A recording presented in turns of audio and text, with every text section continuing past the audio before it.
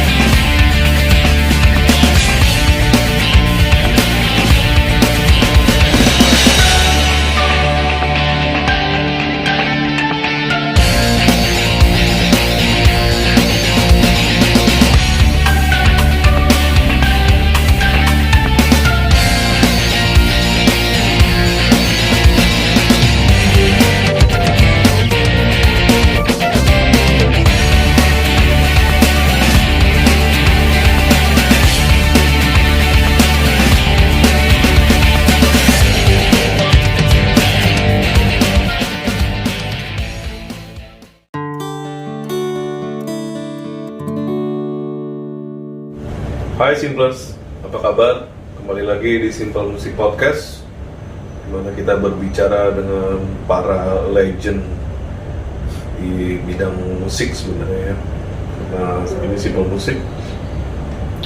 Hari ini kita kedatangan tamu nih, tamu penting juga. Kalau banyak orang dibilang militan aktif ya. Jadi orang yang bekerjanya itu tahu-tahu di bawah tanah, underground, toto beres. Itu aja. Untuk singkatnya, kita kehadiran Virama Latu Heru. Nah, mungkin untuk perkenalannya, Bang Virama ini dia bisa dibilang pendiri dari Indo Reggae.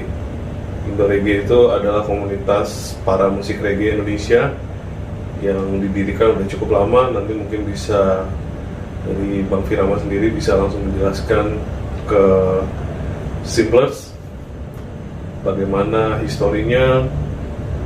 Mungkin nanti saya bisa tanyakan. Mungkin untuk pertama kali yang mau saya tanyakan, dari mana sense musik itu berawal? Maksudnya apa nih? Reggae? Ya dari segala keseluruhan ya, tiba-tiba larinya ke reggae gitu. Oke. Jadi ini gue bicara sejarahnya Indo Reggae ya. Oke. Awalnya Indo Reggae itu sebetulnya dari gua dari jurnalis foto, terus teman-teman lama gue yang alumni Groningen kumpul sering main gitu. Oke. Akhirnya sering dengerin musik reggae. Akhirnya kita bilang, nah kita riset tuh.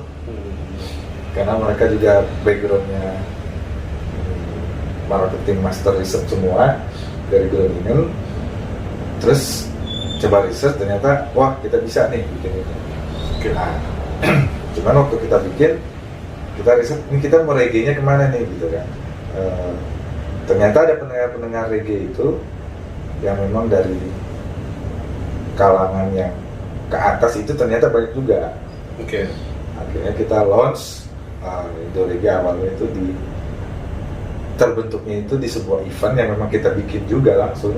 Oke. 6 Mei 2007.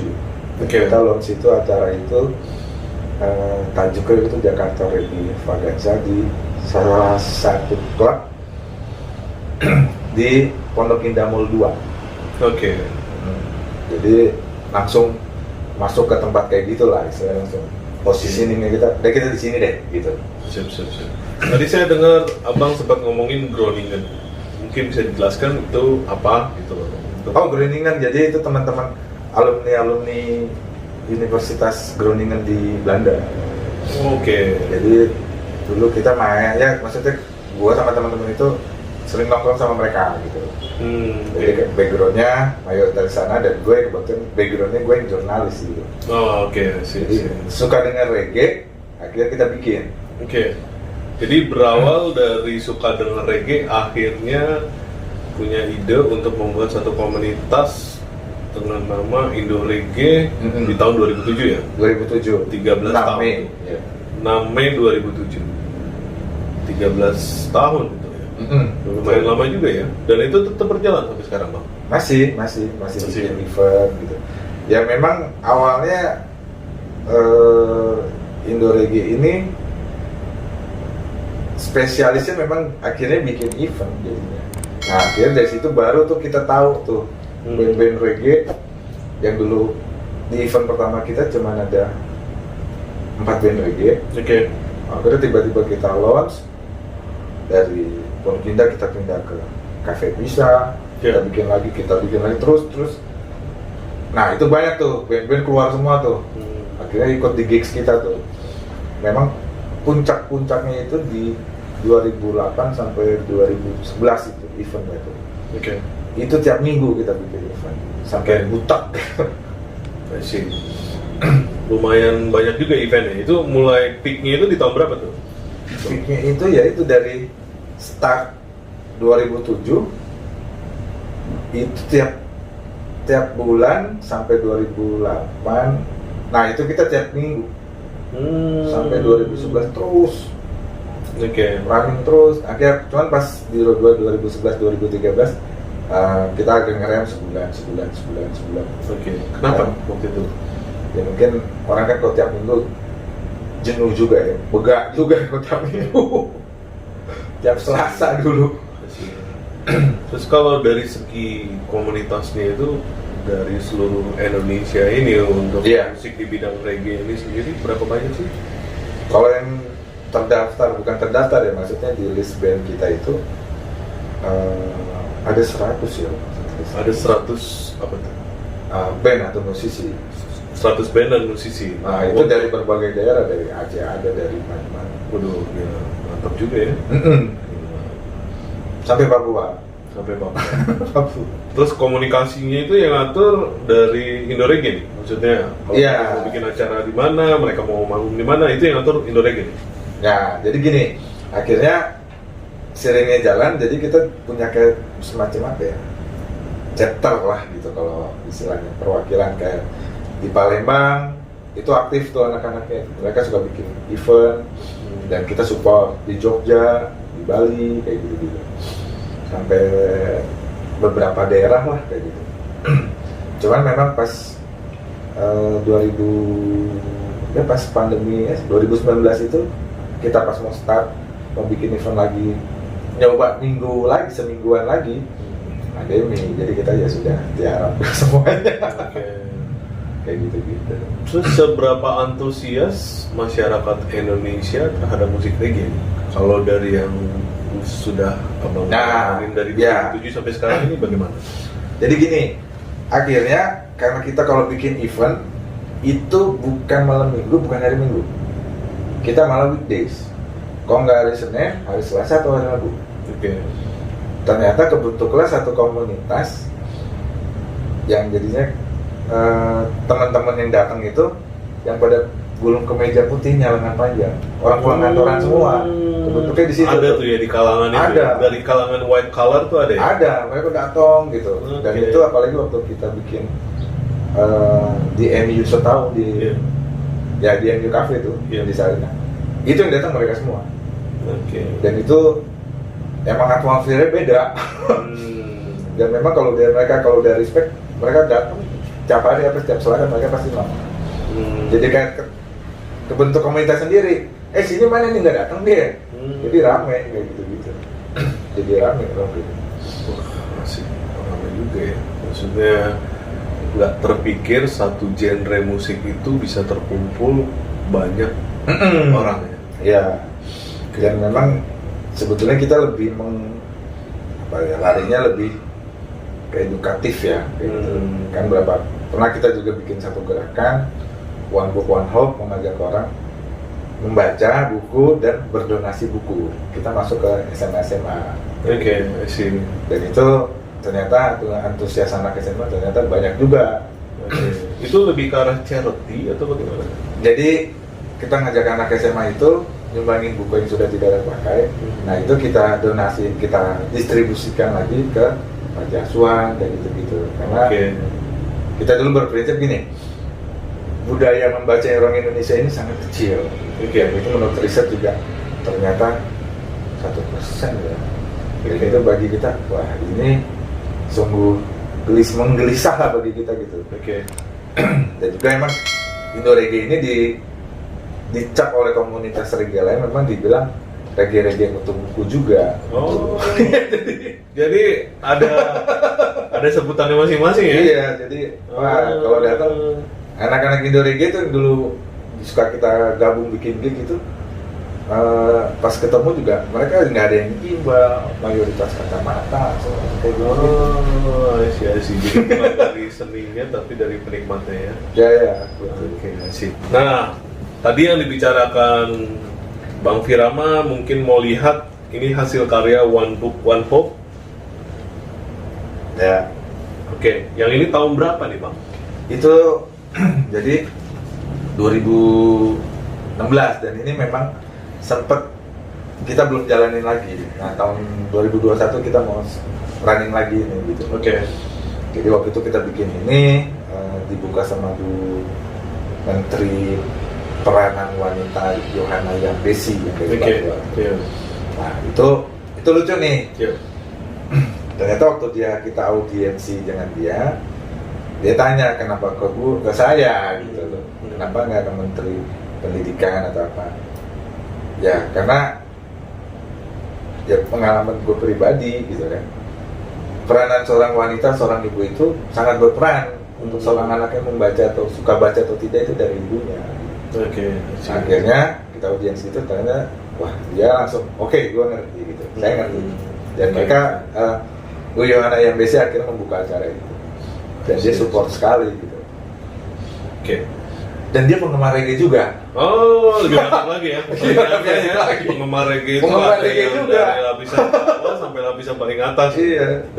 Dari lapisan blue color ya blue sama white color nih. Iya. Ngomongin yang berdasi putih dan berdasi biru.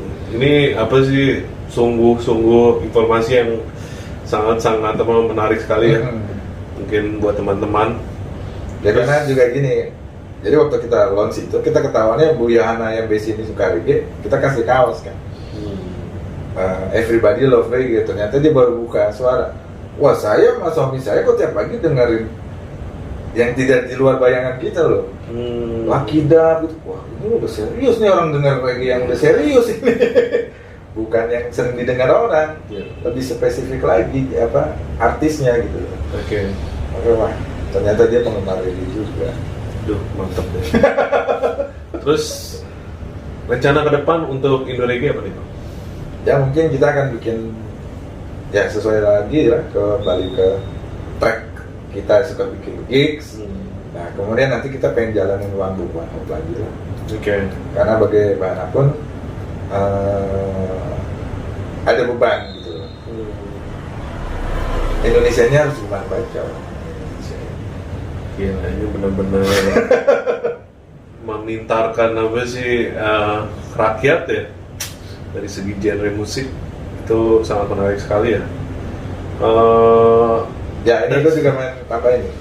Karena gini, banyak orang berpikir kalau komunitas reggae itu urakan atau ya dengan hal-hal yang cenderung aneh lah gitu. Tapi kita malah berpikir reggae itu harus classy, harus kelas gitu, harus berkelas.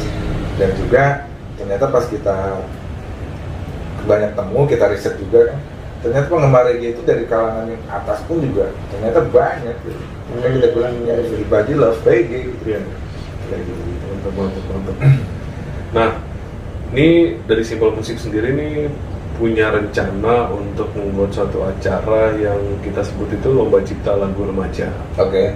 Nah, itu kalau dari komunitasnya Indo Reggae sendiri itu kira-kira bagian remajanya itu produktif nggak untuk menciptakan lagu sendiri dengan genre? Mungkin bisa.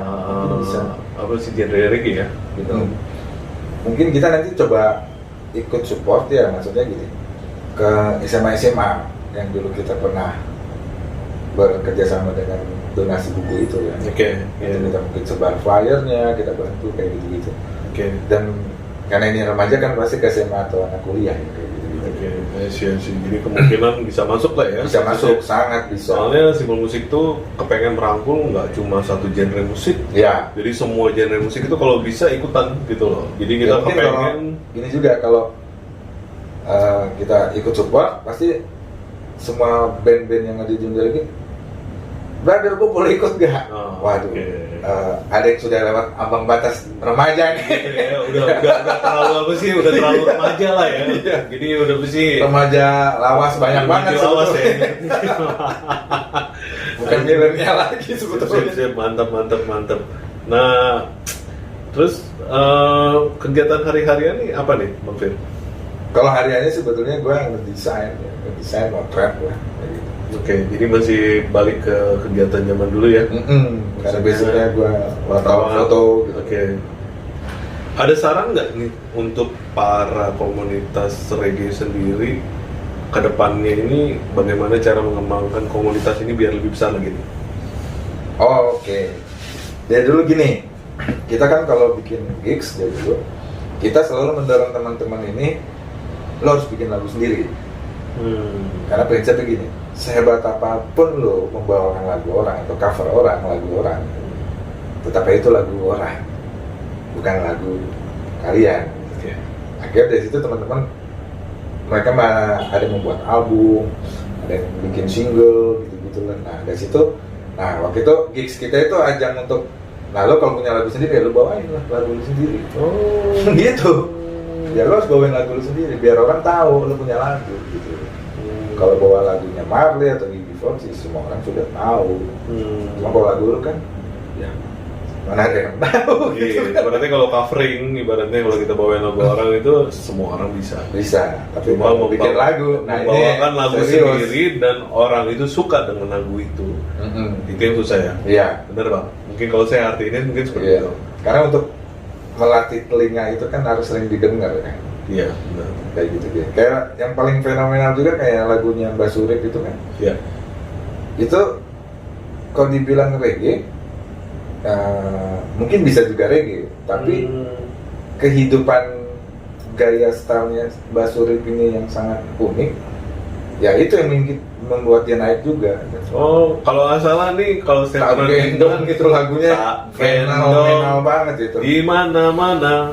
Itu lagu jauh sebelum itu. Mbak Surip berapa kali jadi MC di acara Indo Reggae. Oke. Jadi sebelum dia MC itu, kita tuh udah selalu teriak, "Bah, kepanjangan lo kicetnya," gitu. Dan dia nyanyi dulu, "Tak gendong," itu udah lama banget. Oh, baru dia nyanyi, baru dia yang MC. Oke. Makanya terus ditutup sama lagunya dia sendiri. Ini dia performer siapa MC? Seniman lah ya kalau bisa dibilang. Itu lagu gue denger pas gue lagi di Melbourne tuh. Waktu gue tinggal di Melbourne tuh. Itu kan fenomenal banget tuh lagu. Ini lagu nih lagi viral waktu itu ya. Maksudnya tak gendong di mana-mana. Ternyata lagu tak gendong itu udah filosofinya.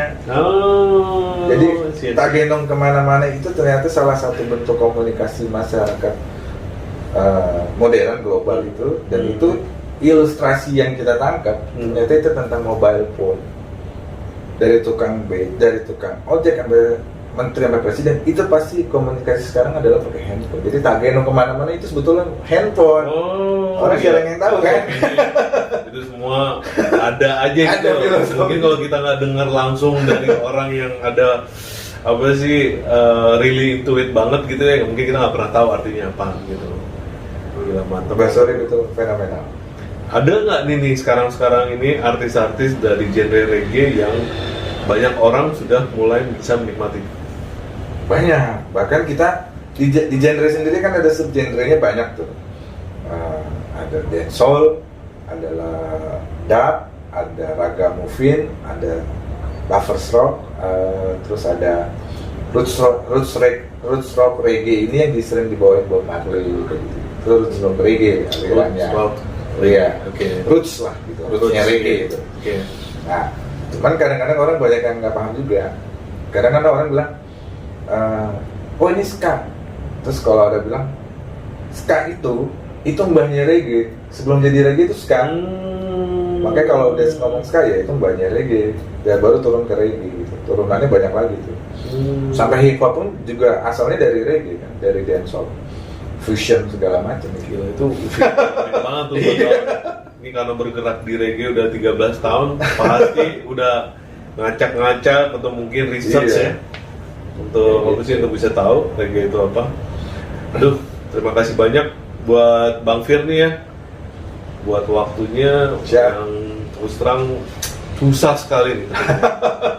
Kalau bisa dibilang sangat sibuk, dan sibuknya itu tiba-tiba langsung di atas aja, nggak tahu apaan. Tiba-tiba underground, tiba-tiba keluar lagi di atas. Oke, sahabat Simpler semuanya, terima kasih banyak untuk waktunya mendengarkan, subscribe dan like Simple Music Podcast. Wassalam, terima kasih.